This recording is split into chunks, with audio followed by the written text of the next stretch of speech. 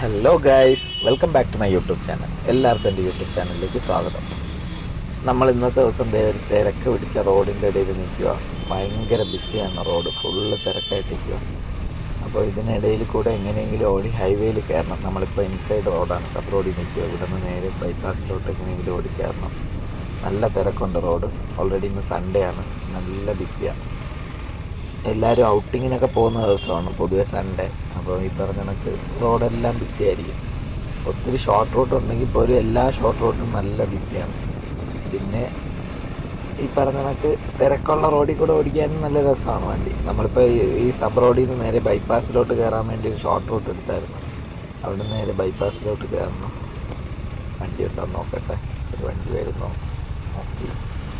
നോക്കി ഓടിച്ചില്ലെങ്കിൽ മറിഞ്ഞടിച്ച് വീഴും. അതാണ് വേറൊരു പ്രശ്നം ബൈക്കിൽ.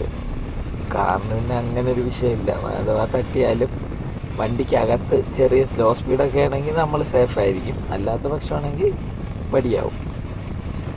നമ്മളത് ബൈപ്പാസിലോട്ട് എൻട്രി ആവുന്നു. ഇവിടെ നിന്നൊരു സിഗ്നലുണ്ട്. ഈ സിഗ്നലിൻ്റെ അവിടെ നിന്ന് യൂ ടേൺ അടിച്ച് ഇപ്പുറത്ത് വരണം. അപ്പം ഈ സിഗ്നലിൻ്റെ അവിടെ നിന്ന് കറങ്ങി വന്നു കഴിഞ്ഞാൽ പിന്നെ നമുക്ക് ത്രൂ റോഡാണ്, ഫ്രീ ആയിട്ട് ഓടിപ്പോകാൻ പറ്റും, ഈസിയാണ്. നമ്മൾ എല്ലാവരും പോകുന്നു, നമ്മളും പോകുന്നു. സിഗ്നൽ ഓക്കെ ആയി പയ്യെ ഓടി അങ്ങ് പോവാം. പിന്നെ ബൈപ്പാസിൽ ഓവർ സ്പീഡിങ് ഇല്ല. കാര്യം എക്സ്പ്രസ് ഹൈവേ പോലെ കിടക്കുവാണെങ്കിലും ഓവർ സ്പീഡ് പോയി കഴിഞ്ഞാൽ ക്യാമറ ഫൈൻ വരും. ക്യാമറ ഉണ്ട് ഇപ്പം എല്ലായിടത്തും. 1500 രൂപ കണ്ടാണ് ഫൈൻ വരുന്നത്. ഇടയ്ക്ക് 1-2 ഫൈൻ എനിക്ക് ക്യാമറയിൽ വന്നായിരുന്നു. പിന്നെ അത് ഞാൻ പേയ്മെൻറ്റ് ചെയ്തങ്ങ് പോയായിരുന്നു. അത് സീറ്റ് ബെൽറ്റ് എൻ്റെ അല്ല, പാസഞ്ചർ സീറ്റ് ബെൽറ്റ് ഞാൻ ശ്രദ്ധിച്ചില്ലായിരുന്നു. അങ്ങനെ ഒരു ഫൈൻ കാറിൽ വന്നായിരുന്നു. അല്ലാണ്ട് വലിയ ഫൈനില്ല. പിന്നെ ഓവർ സ്പീഡിങ് പൊതുവെ ഞാൻ ബൈപ്പാസിൽ എടുക്കലില്ല. നോർമലായിട്ടാണ് പോകുന്നത്. ഒരു 60, 55, 70 അത് കീപ്പ് ചെയ്ത് ഇങ്ങനെ പയ്യെ ഓടിപ്പോകും. എന്നാൽ മാത്രമേ ആസ്വദിക്കാൻ പറ്റത്തുള്ളൂ. റോഡ് ആസ്വദിക്കണമെങ്കിൽ ഓവർ സ്പീഡിൽ പോയി കഴിഞ്ഞാൽ റോഡ് ആസ്വദിക്കാൻ പറ്റത്തില്ല. റോഡ് ആസ്വദിക്കണമെങ്കിൽ പറഞ്ഞ കണക്ക് സ്ലോ സ്പീഡിൽ വണ്ടി ഓടിച്ച് ഇങ്ങനെ എല്ലാം 4 ചുറ്റും നോക്കി ഇങ്ങനെ മെല്ലെ വണ്ടി ഓടിച്ച് പോകണം. അപ്പോഴും നമുക്ക് ഈ പറഞ്ഞ പുതിയതായിട്ട് വരുന്ന സ്ഥാപനങ്ങളും റോഡും കുഴി എന്തെങ്കിലും ഉണ്ടെങ്കിൽ അതും എല്ലാ കാര്യവും പുതിയതായിട്ട് അറിയാൻ പറ്റും. കാരണം ഡേ ബൈ ഡേ ഈ പറഞ്ഞ കണക്ക് ഡെവലപ്മെൻറ്റ് വരുമല്ലേ. അപ്പം ഈ പറഞ്ഞ കണക്ക് സ്ലോയിൽ പോയാൽ മാത്രമേ നമുക്ക് ആ ഡെവലപ്മെൻറ്റ് അറിയാൻ പറ്റത്തുള്ളൂ. പുതിയ സ്ഥാപനം ആയാലും എല്ലാം. ഇപ്പോൾ ഒരു ക്യാമറ കഴിഞ്ഞായിരുന്നു, ഇത് കണ്ടില്ലേ റോഡ് ക്രോസ് ചെയ്യുന്നത്. നമ്മൾ ഇച്ചിരി സ്പീഡിൽ വന്നു കഴിഞ്ഞാൽ പിന്നെ നമ്മൾ അവരുടെ കൂട്ടത്തിൽ കൂടെ അങ്ങ് പോകേണ്ടി വരും. അതുകൊണ്ട് സ്ലോയിൽ ഓടിച്ചു കഴിഞ്ഞാൽ ഒത്തിരി നാൾ ഓടിക്കാമെന്നാണ് എൻ്റെ ഒരു ഐഡിയ. പിന്നെ ഇപ്പം ഈ പറഞ്ഞ നമുക്ക് ഇവിടെയൊക്കെ ഒത്തിരി പുതിയ കടകളും വന്നു. നല്ല കടകളാണ്. ഈ ഫുഡും ഇവിടുത്തെ എല്ലാം ഫുഡൊക്കെ അത്യാവശ്യം നല്ല ഫുഡാണ്, നല്ല ക്വാളിറ്റിയാണ്, നീറ്റ് ആൻഡ് ഹൈജീനുമാണ്, എല്ലാം ഓക്കെയാണ്. ഞാൻ ഇടയ്ക്കിടയ്ക്ക് ഇവിടത്തേക്ക് ഫുഡ് വന്ന് കഴിക്കലുണ്ട്. എന്തായാലും നെക്സ്റ്റ് ടൈം വരുമ്പോൾ അതൊരു വീഡിയോ ആയിട്ട് അപ്ലോഡ് ചെയ്യാം. അപ്പം ഈ പറഞ്ഞ കണക്ക് കഴിക്കാത്ത ആൾക്കാരുണ്ടെങ്കിൽ അവർക്ക് ഇത് പുതിയൊരു അനുഭവമായിരിക്കുമല്ലോ. അവർക്ക് മനസ്സിലാവും എങ്ങനെയുണ്ട് ഹോട്ടലിൽ നിന്ന്. എല്ലാവരും എല്ലാ ഹോട്ടലിലും കയറണമെന്നില്ലല്ലോ. ഞാൻ ഇപ്പോഴും ഈ പരിസരത്ത് വർക്ക് ചെയ്യുന്നതുകൊണ്ട് ഇവിടുത്തെ 1-2 ഹോട്ടൽസൊക്കെ അറിയാം, അത്ര തന്നെ. പിന്നെ ഇപ്പം നമ്മളിത് ഇൻഫോസിസിൻ്റെ സിഗ്നലിലെത്തിയായിരുന്നു. ഇൻഫോസിസ് ഇവിടെ ഫുൾ ഇപ്പോൾ ഈ പറഞ്ഞ കണക്ക് techno park Infosys full software area ആയി മാറിക്കഴിഞ്ഞു, ഫുള്ളി കമ്പ്യൂട്ടറൈസ്ഡ്. പിന്നെ റോഡ് മുഴുവനും ക്യാമറയും, എങ്ങോട്ട് തിരിഞ്ഞാലും പെറ്റിയും ബഹളമാണ്. അതുകൊണ്ട് പേടിച്ചാണ് നടക്കുന്നത്. എപ്പോഴും ഫൈൻ വരും എന്ന് ആലോചിച്ച്. ബാക്കിലും ഹെൽമെറ്റ്, ഫ്രണ്ടിൽ. പക്ഷേ അതൊക്കെ ഒരു കണക്കിന് നല്ലതാണ്. രണ്ടുപേരും ഹെൽമെറ്റ് വയ്ക്കുന്നത് സേഫ്റ്റിയാണ്. കാര്യം കുറ്റം പറയാൻ പറ്റത്തില്ല. ഹെൽമെറ്റൊക്കെ ബെസ്റ്റാണ്. കാര്യം എന്തെങ്കിലും വന്നു കഴിഞ്ഞാൽ പിന്നെ ഈ പറഞ്ഞ കണക്ക് 500 രൂപ 1000 രൂപ ഹെൽമെറ്റേ ഉള്ളൂ സ്റ്റാർട്ടിങ് പ്രൈസ്. അപ്പോൾ ഈ പറഞ്ഞ കണക്ക് രണ്ടുപേരും ഹെൽമെറ്റ് വയ്ക്കുന്ന സേഫ്റ്റിയാണ്. പിന്നെ ഈ ലിഫ്റ്റ് അടിക്കുന്ന ആൾക്കാരൊക്കെ ബുദ്ധിമുട്ടുള്ളൂ. അപ്പോൾ കാര്യം ഹെൽമെറ്റ് ഇല്ലാണ്ട് അവർക്ക് ഒരിടത്തും പോകാനും വരാനും ഒക്കത്തില്ല. പക്ഷേ ഇത് സേഫ്റ്റി നോക്കിക്കഴിഞ്ഞാൽ പെർഫെക്റ്റാണ്. ഹെൽമെറ്റ് മാൻഡേറ്ററി തന്നെയാണ്. കാര്യം നമ്മുടെ ലൈഫിനാണല്ലോ വില കൊടുക്കേണ്ടത്, ബാക്കിയൊന്നിനല്ല. അതുകൊണ്ട് ഹെൽമെറ്റ് മാൻഡേറ്ററി ആണ്. അതൊക്കെ നല്ല തീരുമാനം തന്നെയാണ്. ആദ്യം ഇച്ചിരി പറഞ്ഞതൊക്കെ അക്സെപ്റ്റ് ചെയ്യാൻ ഇച്ചിരി ബുദ്ധിമുട്ടായിരുന്നെങ്കിലും പിന്നീട് അത് ഓക്കെയാണ്. ഞാൻ പിന്നെ മുമ്പേ ഹെൽമെറ്റ് മസ്റ്റായിട്ട് വയ്ക്കും, മുമ്പേ വയ്ക്കും. 2015 തൊട്ടാണ് ഞാൻ ബൈക്ക് കൂടുതൽ യൂസ് ചെയ്ത് തുടങ്ങി. അന്ന് തൊട്ട് ഈ MTയുടെ ഹെൽമെറ്റായിരുന്നു ആദ്യമായിട്ട് ഞാൻ മേടിച്ചത്. MT helmets. ആ ഹെൽമെറ്റായിരുന്നു ഫസ്റ്റ് എൻ്റെ കയ്യിൽ വന്നത്. അത് വെച്ചാണ് ഞാൻ 2015 നവംബർ ആ ഒരു ടൈം അടുപ്പിച്ചായിരുന്നു തോന്നുന്നു MT ഹെൽമെറ്റ്സ്. ആ ടൈമിലൊന്നും ഈ പറഞ്ഞ കണക്ക് ഒത്തിരി ഹെൽമെറ്റൊന്നും അങ്ങനെ ആരും വെക്കുന്ന കൂട്ടത്തിലല്ല. അന്ന് എൻ്റെ കയ്യിൽ ആദ്യം ഒരു പാഷൻ പ്ലസിൻ്റെ ബൈക്കായിരുന്നു, ഹീറോ പാഷൻ പ്ലസ്. അപ്പോൾ ഞാൻ MTയുടെ ഹെൽമെറ്റായിരുന്നു മേടിച്ചത്. അന്ന് എനിക്ക് തോന്നുന്നു 5800 കണ്ടായി. ഹെൽമെറ്റ് വേൾഡ് എന്ന് പറഞ്ഞൊരു ഷോപ്പ് നേരമാങ്കര, അവിടെ നിന്നാണ് മേടിച്ചത്. കൈമനം എത്തണ്ടായതിന് മുമ്പായിട്ട് നേരമാങ്കര മേളിൽ മഹേന്ദ്രയുടെ ഷോറൂമിൻ്റെ മേളിൽ. അപ്പോൾ അവിടെ ആയിരുന്നു ഹെൽമെറ്റ് വേൾഡ്. അവിടെ പോയാണ് ഞാൻ MTയുടെ ഹെൽമെറ്റ് ആദ്യമായിട്ട് മേടിക്കുന്നത്. അത് വെച്ച് നല്ല ഡ്രൈവായിരുന്നു, നല്ല കംഫർട്ടാണ്. ഹെൽമെറ്റ് ഇപ്പോഴും എൻ്റെ കയ്യിലുണ്ട്, അതിൻ്റെ ഷെല്ലുണ്ട്. പക്ഷേ സ്പോഞ്ചൊക്കെ ഇച്ചിരി കംപ്ലൈൻ്റ് ആയി. സ്പോഞ്ച് മേടിക്കാൻ കിട്ടുമെന്ന് പറയുന്നത്, അത് സ്പെയർ കിട്ടുവാണെങ്കിൽ ആ ഹെൽമെറ്റ് പറഞ്ഞ കണക്ക് സ്പോഞ്ച് റെഡിയാക്കി എടുക്കണം. പിന്നെ നല്ല ഹെൽമെറ്റ്, നല്ല ഷെല്ലാണ്, നല്ല അടിപൊളിയാണ്, നല്ല ഹെൽമെറ്റുമാണ്. വലിയ ഹെൽമെറ്റാണ്, വലിയ സൈസാണ്, ലാർജ് സൈസാണ്. പക്ഷേ ഹെൽമെറ്റ് ഇച്ചിരി വലുതാണ്. പിന്നെ ഗ്രാഫിക്സ് ഒക്കെയാണ്. പിന്നെ നമ്മളിത് ഇപ്പം ലുലുമാൾ അപ്രോച്ച് ചെയ്യാറായി, ആക്കുളം ബ്രിഡ്ജ് എത്താറായി. ഇവിടെ നിന്ന് ഇച്ചിരി കൂടെ പോയി കഴിഞ്ഞാൽ 500 മീറ്റർ മുമ്പോട്ട് പോയി കഴിഞ്ഞാൽ ലുലുമാൾ എത്താം, ആക്കുളം പാലം എത്തി. ഇവിടെ എല്ലാം ഈ പറഞ്ഞ കണക്ക് ഇപ്പം ഫ്ലാറ്റായി കഴിഞ്ഞു, എല്ലായിടവും ഫ്ലാറ്റും കാര്യങ്ങളും എല്ലാം ആയി. ഇപ്പോൾ ഫുള്ളി ഫ്ലാറ്റാണ്, വില്ലാസ് കുറവാണ്, ഇപ്പോൾ ഫ്ലാറ്റാണ്. എല്ലാവർക്കും ഫ്ലാറ്റാണ് കൂടുതൽ ഇഷ്ടം. ഈ പറഞ്ഞ കണക്ക് കുറച്ച് സ്പേസ് മതി, ക്ലീനും കാര്യം ചെയ്യാനായാലും ചെറിയ സ്ഥലം മതി. വീടൊക്കെ ആണെങ്കിൽ ഈ പറഞ്ഞ വൃത്തിയാക്കാനൊക്കെ ഇച്ചിരി വലിയ വീടൊക്കെ ആണെങ്കിൽ ഒത്തിരി പേര് വേണമല്ലോ. ഇൻ കേസ് കുറച്ച് കഴിയുമ്പോൾ എല്ലാവരും പുറത്തോട്ടോ അങ്ങനെയൊക്കെ പോയി കഴിഞ്ഞാൽ പിന്നെ വീട് വൃത്തിയാക്കാനൊക്കെ ബുദ്ധിമുട്ടാണ്. മറ്റേ ഫ്ലാറ്റൊക്കെ ആകുമ്പോൾ ചെറിയ രീതിയിൽ ഒതുങ്ങി കൂടാൻ പറ്റും. ഒരു R15 പോകുന്നു, പുതിയ എഡിഷനാണെന്ന് തോന്നുന്നു. അത്യാവശ്യം നല്ല രസമാണ് ഈ R15, നല്ല മൈലേജാണ്, നല്ല വണ്ടിയാണ്. നമ്മളിത് ലുലുമാളെത്തി, ലുലുമാളിൻ്റെ ഫ്രണ്ട്, ലുലുവിൻ്റെ നേരെ ഓപ്പോസിറ്റ് മൈജി. ഇവർ കോമ്പറ്റീഷനാണ്, ലുലുവിനകത്തുള്ള ഇലക്ട്രോണിക്സും മൈജിയിലെ ഇലക്ട്രോണിക്സുമായിട്ട് ഫുള്ളി കോമ്പറ്റീഷനാണ്. ഇവിടെ ഓഫർ ഇട്ടാൽ അവിടെ ഓഫർ ഇടും, ഒരേപോലെ ഓഫർ ഇടും. ഇവിടെ 50%, അവിടെയും 50%. മിക്കപ്പോഴും അങ്ങനെ തന്നെയാണ് രണ്ടിടത്ത്. ലുലുവിനകത്തൊക്കെ ഇന്ന് സൺഡേ ആയിട്ട് അത്യാവശ്യം നല്ല തിരക്കായിരിക്കും. പൊതുവേ നമ്മൾ സൺഡേ ഈ പറഞ്ഞ കണക്ക് ലുലുവിലൊക്കെ പോകുന്നതാണ്. ഇന്ന് പിന്നെ പോയില്ല, ഇന്നിപ്പം വർക്ക് കഴിഞ്ഞിട്ട് തിരിച്ച് വരുന്ന വഴിയാണ്. അപ്പോൾ ലുലുവിലൊന്നും കയറിയില്ല. ഈ വണ്ടി ഒരു ആവറേജ് സ്പീഡിൽ ഓടിക്കാനാണ് രസം. കാര്യം കിറ്റുള്ള വണ്ടിയായിട്ട് സ്പീഡ് കൂടിക്കഴിഞ്ഞാൽ വൈബ്രേഷൻസ് വരും. വൈബ്രേഷൻ്റെ സൗണ്ട് എനിക്ക് അത്ര ഇഷ്ടപ്പെടുന്നതല്ല ബൈക്കിൽ. ന്യൂട്രലായിട്ട് ഇങ്ങനെ ഒരു 60-70 പിടിച്ച് പോയി കഴിഞ്ഞാൽ വലിയ വൈബ്രേഷനും കാര്യമൊന്നും കണ്ടില്ല. കാരണം ഇതൊരു സിംഗിൾ സിലിണ്ടർ എഞ്ചിനാണല്ലോ വരുന്നത്.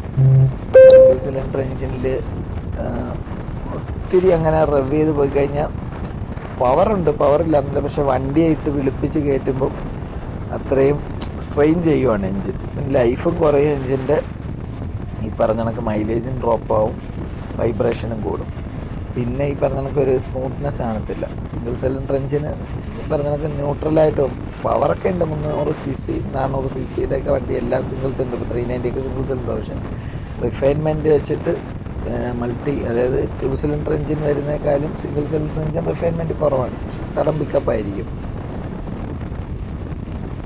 ഈ ഒരു രീതിയിൽ തന്നെ ഓടിച്ച് പോകാനാണ് രസം.